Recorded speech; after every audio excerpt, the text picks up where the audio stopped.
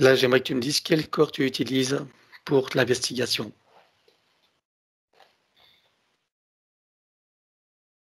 Donc Tu la m'entends? plupart du temps, c'est la partie subliminale. Oui. Tu m'entends? Oui, oui, je t'écoute, hein. D'accord. Mhm. Ensuite, il y a une sorte d'échelle de mesure, Oui. un petit peu à géométrie variable, euh, avec comme des, des plans, avec un curseur sur ces plans. Mmh. Et je peux positionner ce curseur-là à volonté D'accord. sur le plan désiré. Donc la Est-ce que partie tu le subliminale fais est volontairement une... ou ça se fait automatiquement en fonction des situations? J'entends pas ce que tu dis, ça coupe. Je disais, est-ce que tu le fais volontairement ou est-ce que ça se fait automatiquement en fonction des situations? Il y a des ajustements automatiques qui se font. D'accord. C'est-à-dire que de façon consciente, je vais sur la base de la partie subliminale. Oui. Enfin, c'est pas j'y vais, c'est je m'y trouve en fait. Mmh. Et à partir de cette base-là, il y a des sortes d'ajustements automatiques qui se font sur d'autres niveaux si nécessaire, en fonction de la situation. Ça peut même changer au cours d'une même séance. Mmh. Et qu'est-ce qui décide de ces changements alors? Quelle est la partie de toi qui décide de ces changements lorsqu'ils sont nécessaires? Des adaptations? Ça se fait au niveau du moi supérieur. Ah, C'est quand il y a des besoins de changement de ce curseur euh, par rapport à une question de perspective. À ce moment-là, une sorte d'ajustement automatique qui se fait. d'accord. Est-ce que tu peux voir maintenant Mais ça se fait automatiquement en fait. est-ce que tu peux voir les différents corps utilisés au cours d'une séance? Si tu pars de la partie subliminale et les autres corps, les autres déclinaisons, est-ce que tu peux voir quels sont les corps qui sont utilisés? Alors, je ne le perçois pas sous forme de nom que je puisse te donner de façon sûre, claire et précise, puisque moi, je le perçois tout simplement Oui, sous forme de couches qui sont confortables pour y placer ma conscience. d'accord, Mais ça ne porte pas de nom précisément, et c'est comme s'il y avait aussi une sorte de confusion en fait par rapport au nom utilisé. Comme d'accord, si chaque système de pensée euh, avait et un système d'échelle légèrement différent et donnait des noms différents mmh, à ces couches de conscience, ou plutôt ces couches dans lesquelles la conscience peut venir se placer tranquillement et en sécurité.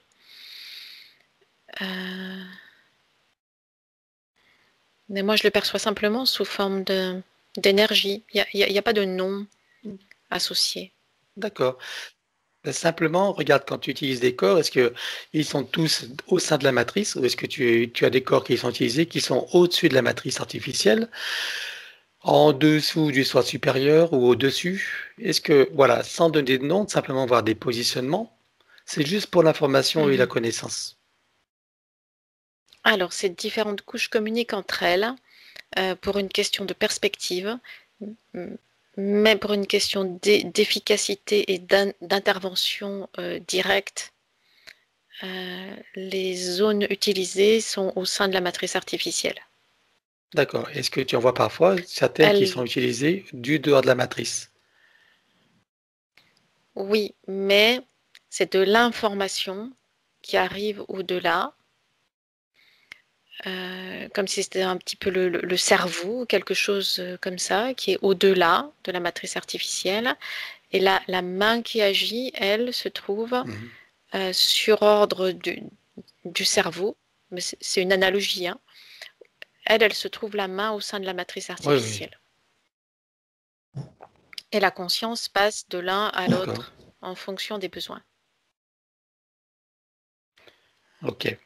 Et ce corps que l'on appelle corps solaire, qu'est-ce- comment est-ce que tu le vois, toi, de ton côté? De quoi s'agit-il quand dans le supramental, on parle de corps solaire? Qu'est-ce que tu vois de ton côté, toi? À quoi ça t'amène?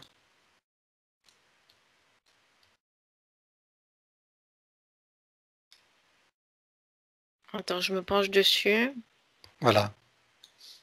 J'aimerais savoir de quoi on parle exactement. C'est hmm, ton son est très haché, j'entends un mot Oui, sur oui, oui, 10, mais il y a un une mot sur connexion deux de ce affreuse, que tu mais dis. oui. Alors, tu as entendu ce que j'ai dit, là, tu as compris le sens de ma question? Oui, tu voulais savoir à quoi correspondait le vaisseau solaire. Voilà, le vaisseau solaire dont on parle en général euh, dans la supramentale.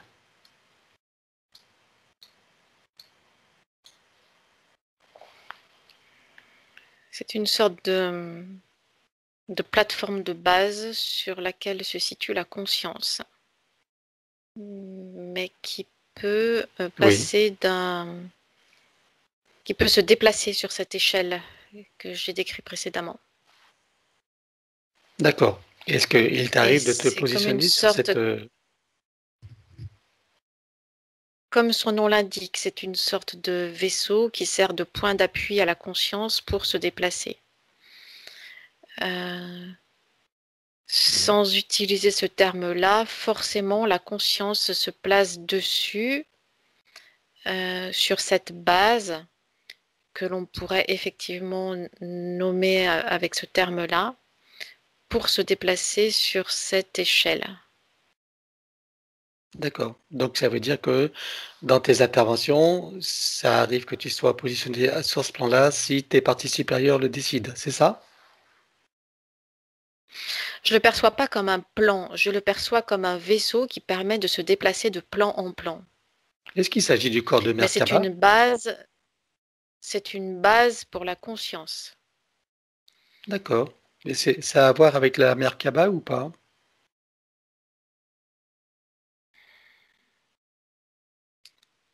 Euh, Pas exactement. C'est comme si la Merkaba était la conscience elle-même, ou la structure de Mhm. la conscience elle-même, qui vient se poser sur ce que tu appelles le vaisseau solaire. D'accord. Est-ce qu'il t'arrive de l'utiliser? De quoi donc? Bah, le Merkaba et le vaisseau solaire dans tes interventions. Ils sont utilisés de toute façon. Ah, Après, tout est question de terminologie. d'accord. Donc il n'est pas besoin de le solliciter et de le nommer pour que tu aies accès à ces endroits-là pour les interventions. C'est comme si la terminologie n'avait pas d'importance. Les choses Hmm. se font. D'accord. Euh, donc, quand tu me poses les questions, il faut que je cherche le lien, Hmm. à quoi correspond cette terminologie par rapport à quelque chose qui se positionne naturellement, qui se fait naturellement. D'accord. Après, Ok. il Très bien. vient C'est que ce que par je voulais rapport à cette savoir. terminologie, par rapport à cette terminologie, il y a comme des interprétations différentes, euh, Hmm. suivant les dogmes et les courants de pensée. Très bien. Donc, si j'ai bien compris, tout ça est utilisé par la conscience supérieure lorsque c'est nécessaire sans qu'il y ait besoin de le nommer et de le solliciter, c'est ça? C'est ça. Très bien. Ok, c'est ce que je voulais savoir. Bon, très bien. Est-ce que tu vois qu'à l'origine, enfin là, est-ce que tu vois que c'est un portail organique, lui, ou que c'est simplement un simple humain complètement manipulé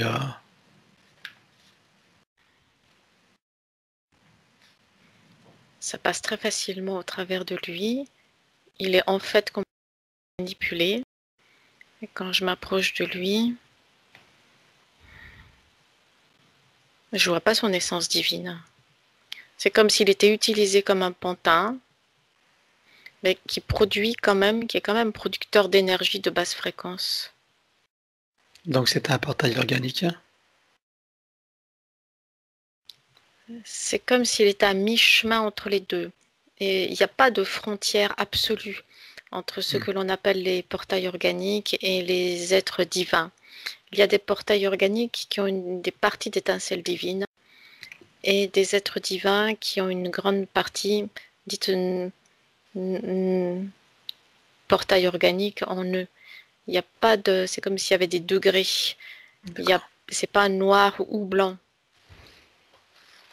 Il y a des êtres qui portent les deux choses entre eux. D'accord. En eux. Ok. Tous les êtres ou certains êtres? Certains êtres, ça se décline. Donc il y a environ, quand on parle de 70% de portail organique, c'est environ.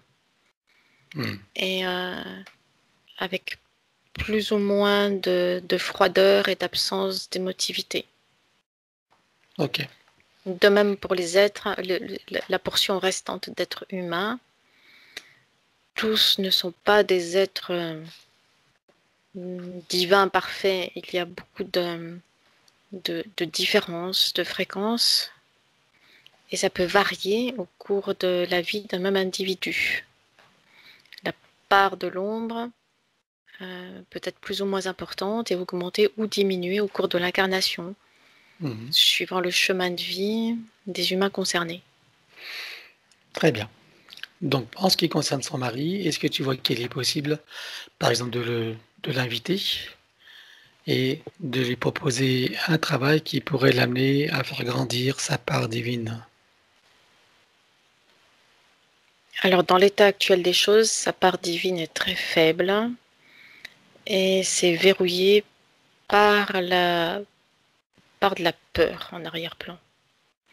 Et le tout est à nouveau entouré de quelque chose de dur et de froid qui vient verrouiller l'ensemble. D'accord. Est-ce que tu vois, toi, de ton point de vue, qu'il est possible, malgré tout, de faire quelque chose? Ou est-ce que c'est trop verrouillé, ou est-ce que c'est pas le moment?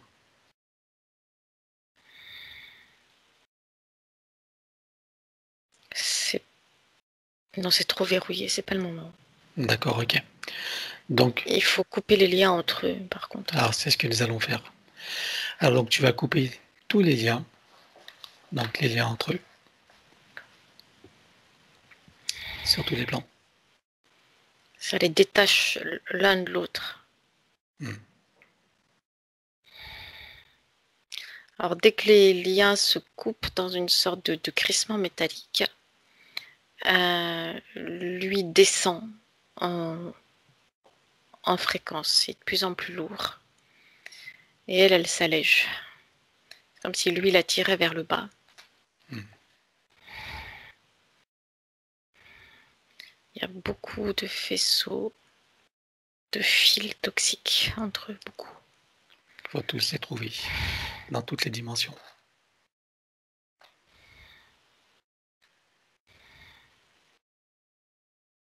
C'est bon. Très bien. Regarde sur cette nouvelle ligne de temps, puisqu'il y a eu des travaux de fait. Regarde s'ils sont encore actifs, ces travaux, sur cette nouvelle ligne de temps.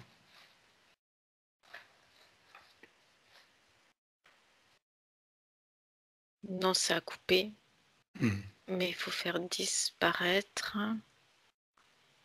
Il y a encore des éléments à faire disparaître de sa réalité.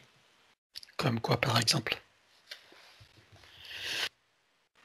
Des sortes de choses noires, des formes géométriques. Il y a des flammes de bougies aussi.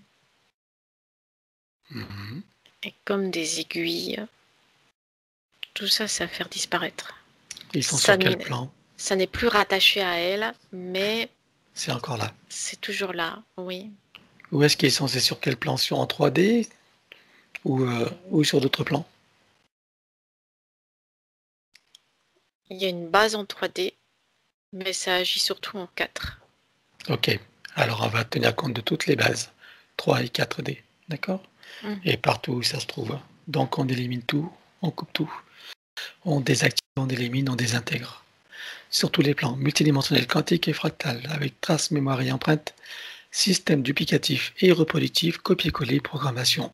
1, 2, 3. C'est fait. Regarde s'il reste quelque chose quelque part. Non, il n'y a plus rien. Bien. Ok. Alors, donc, les interférences Internet, tout ça, donc, est-ce que maintenant tout est éliminé, tout est revenu à la normale?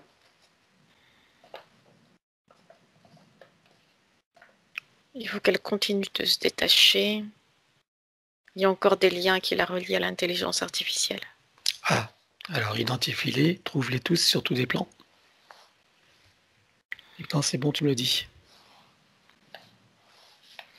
Elle a laissé l'intelligence artificielle envahir une partie de son espace énergétique. Mhm.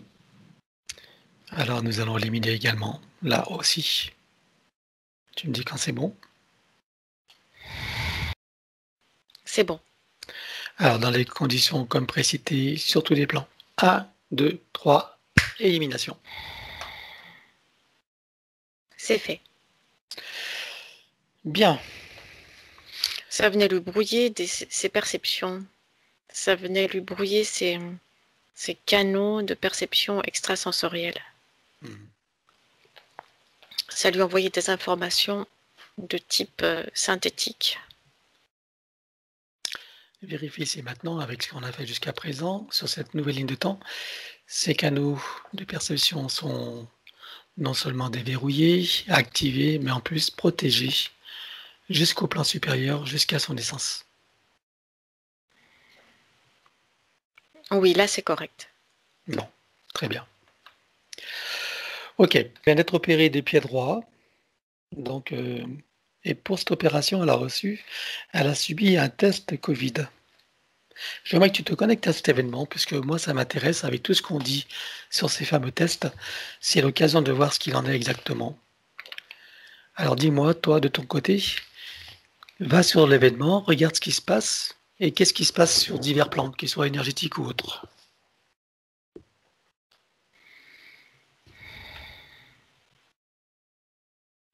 Il y a une collecte. C'est comme si ça venait récupérer quelque chose. C'est comme une opération de traçage des êtres humains, de leur ADN. Donc c'est une manière de connecter l'ADN des humains, c'est ça? Mhm. D'accord. Et est-ce que tu vois que les tests, donc ces fameux trucs qu'ils mettent dans les narines, est-ce que tu vois que c'est contaminé, qu'il y a des substances dessus? Ou des virus ou autres? Il y a plusieurs provenances. Mmh. Et il y a des lots qui ne sont pas corrects, d'autres qui sont neutres. C'est pas l'objectif. L'objectif principal, c'est Mmh. multiplier les comptages, multiplier les informations, dans une sorte de les organiser dans une sorte de grille géante. C'est ça l'objectif principal. Et pour en faire quoi après? Tout le reste n'est que un prétexte.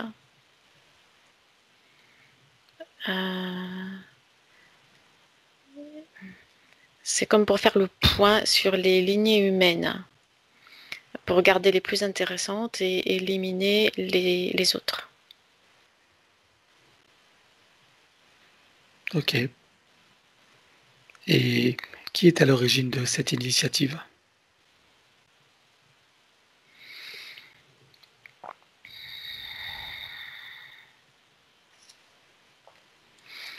Il faut que je remonte parce que Mmh. ça m'emmène au non terrestre. OK. Il n'y a pas de décision. C'est comme si tout ce qui était au niveau gouvernement humain ne faisait qu'obéir. Donc c'est au-delà. D'accord. Et à qui ça t'amène alors?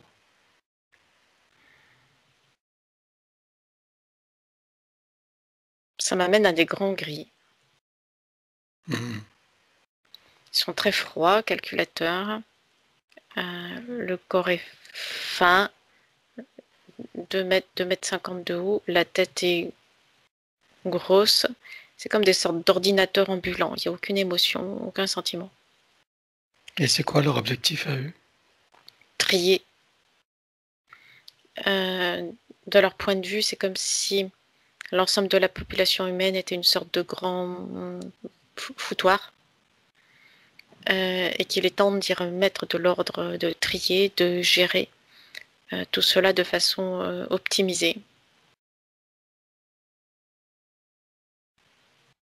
C'est-à-dire en éliminant les espèces qui sont plus pas conformes à leurs yeux, c'est ça? Exact, tout ce qui ne leur... C'est comme s'il fallait trier, comme si ce qui ne leur servent pas, il fallait faire du vide, Une espèce d'eugénisme. en quelque sorte. Et les humains qui sont quand même influencés par leurs actions, à qui ça t'amène? Qui sont au sommet, hein? Alors, c'est pas influencer, c'est obéir aux ordres. D'accord. C'est plus qu'une influence, c'est littéralement des ordres. Mmh. Qui vois-tu? Ça m'emmène au sommet des États, ça m'emmène aux puissances gouvernementales, militaires et financières. Tu veux dire les chefs d'État? Oui, entre autres. D'accord. C'est comme s'il y avait une sorte de chantage, quelque chose comme ça. Ce sont des ordres, il n'y a pas à discuter. OK. Tu veux dire C'est que les pas chefs des, d'État c'est pas des influences, c'est des ordres. reçoivent des chantages, c'est ça, pour, appliquer des ordres? Oui, ils reçoivent les ordres directement. Et par qui alors? Parce qu'au-delà des chefs d'État, il y a d'autres humains. Il y a d'autres humains qui sont en arrière-plan, ce Mmh. que l'on peut nommer des éminences grises, qui sont reliées au domaine financier.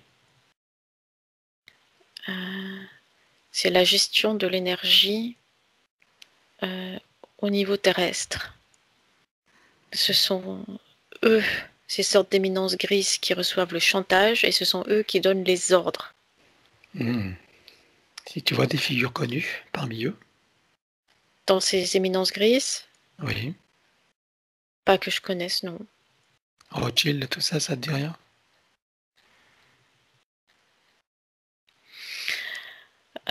Si, mais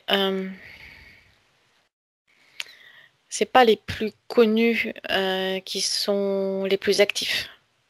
C'est Mmh. comme si il y avait quelques figures connues, des non connus, qui étaient agités comme des marionnettes. Et pendant que l'attention du grand public se focalise sur ces marionnettes et ces quelques noms, euh, l'ombre peut travailler en arrière-plan tranquillement. OK. C'est ce qu'on appelle l'état profond.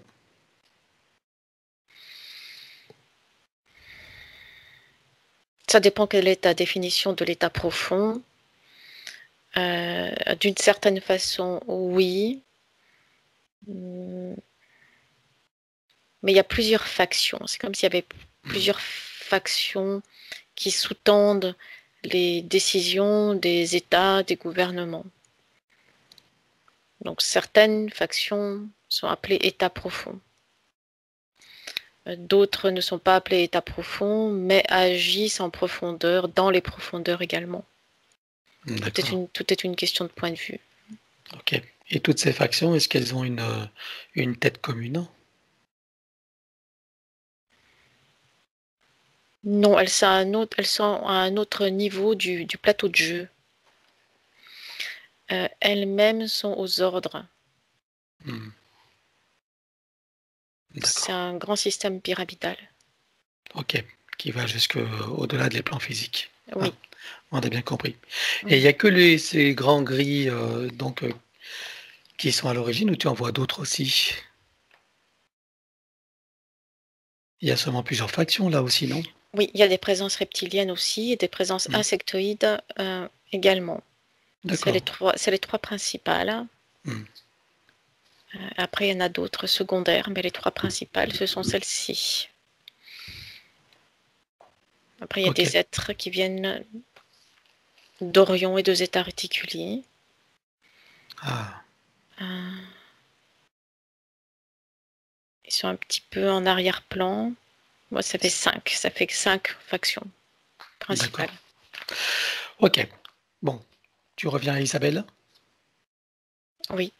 par rapport à ce fameux test. Donc, on va couper ce qui est possible de couper. Ok? Mhm. Alors, sur tous les plans, multidimensionnel, quantique, etc. Et comme précité. 1, 2, 3.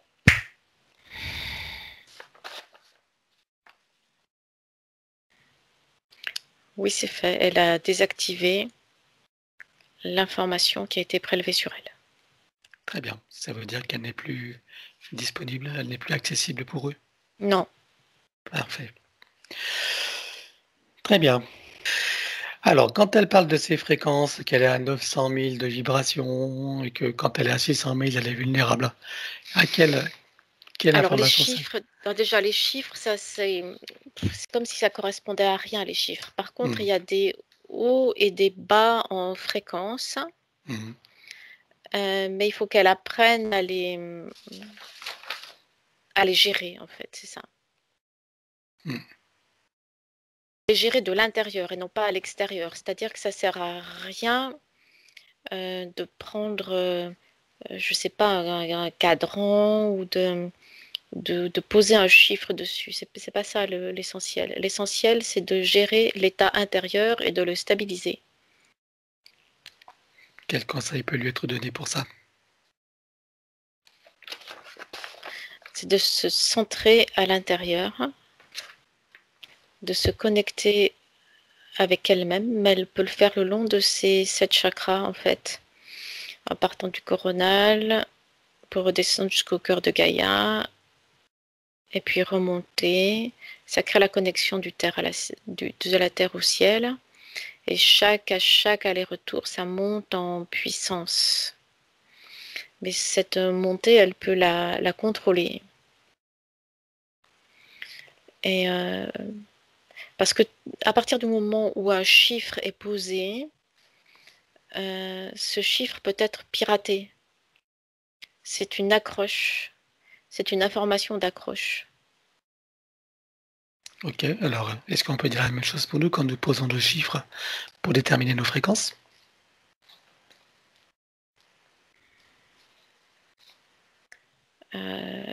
Oui, en quelque sorte. Et est-ce que Parce que c'est... les chiffres, en fait, ne correspondent à rien. C'est une Oui, convention. c'est une convention, ouais. Mm. D'accord. Il En ce qui... ne faut pas s'accrocher à ces conventions. Parce que dès que l'humain s'accroche à une convention, cette convention est comme une création extérieure, comme une sorte de porte-manteau énergétique, auquel non seulement l'être humain qui vient s'y référer, vient s'y accrocher, mais ça permet aussi à d'autres entités de venir s'y accrocher et de venir se caler sur la même convention de chiffres et venir soit interagir, soit interférer. D'accord. Ok. Alors, en ce qui nous concerne à nous, puisque ça m'intéresse, quand nous posons des chiffres, est-ce que nous avons des risques ou pas? Ou est-ce que c'est protégé? C'est protégé parce qu'il y a tout le système de protection qui a été fait auparavant et que ça n'est D'accord. pas, c'est pour le temps d'une séance Ok. seulement. Très bien. Il fallait que ce soit compris. Très bien. Ok. Alors, autre point. Allez, oui, ça va pour la coquille Saint-Jacques.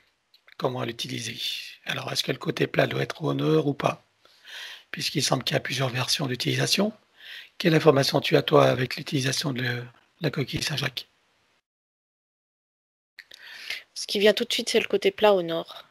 D'accord. Une sorte de pendule. Côté plat au nord, oui. Avec la partie creuse, bien sûr, vers le ciel.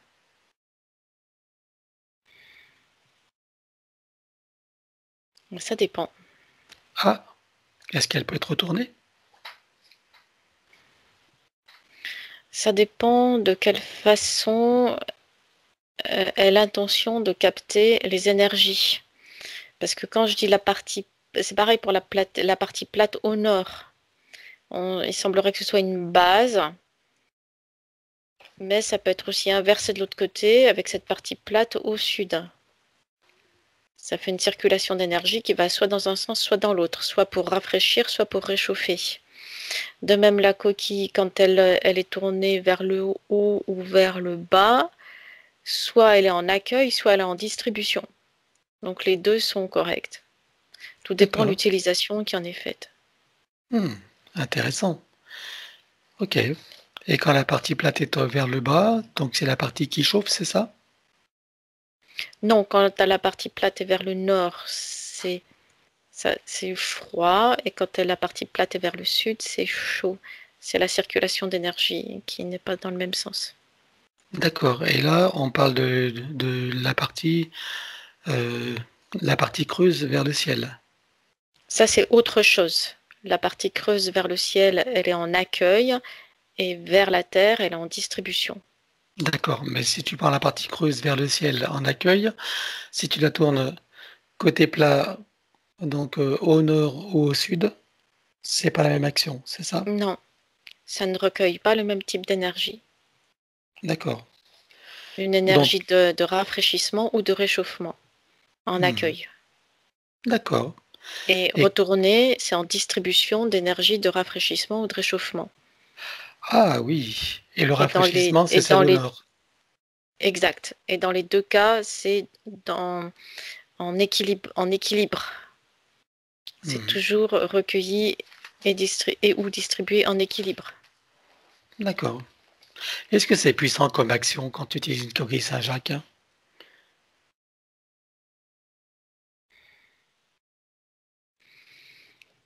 Euh,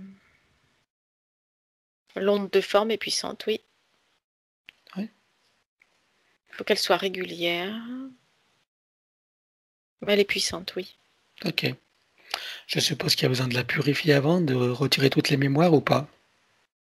Oui, D'accord. Avec la fleur de vie? c'est un bon moyen. Très bien. Ok. Bon, on va arrêter là parce que